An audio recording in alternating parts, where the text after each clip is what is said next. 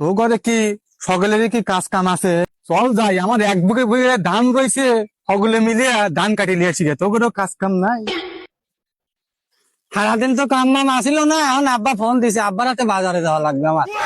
না রে, সময় ময় নাই, গাছ কাটা লাগবে। না রে, মেঘ লাগাচ্ছে। আজ বেলা হাটে পুঁটি মাছ উঠছে, যাই দেখি তো কটা পুঁটি মাছ নিয়ে আসি, তাও খাওয়া যাবে নি রাইতে।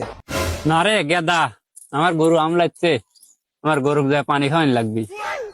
দেখি জব্বারের কাছে ফোন দিই, অনেকদিন মাল মাল খাইনি। দেখি জব্বারের কাছে ফোন দিই। হ্যাঁ জব্বার চাচা, আইসো কাম কি মাল হবে নি? ও আচ্ছা ঠিক আছে, তাহলে একটু বলে আসতেছি তোমার কাছে।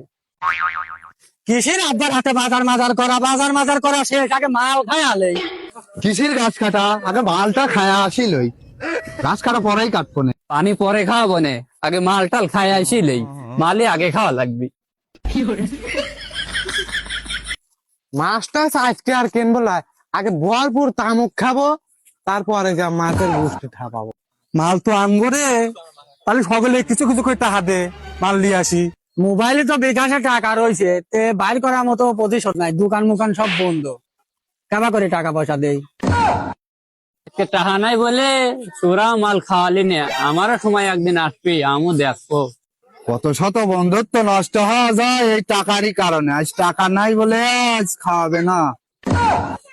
টাকা মনে হয় আছে, নাই যে তাহলে পকেটে এক কোনায় 5 টাকা থাকতে পারে। 5 টাকা দিয়ে কি 250 গ্রাম মাল হয় রে?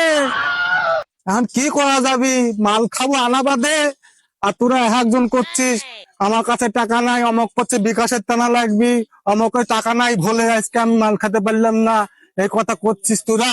আচ্ছা ঠিক আছে চল, আজকে আমি নিজের টাকা দিয়ে তোকে মাল খাওয়াবো।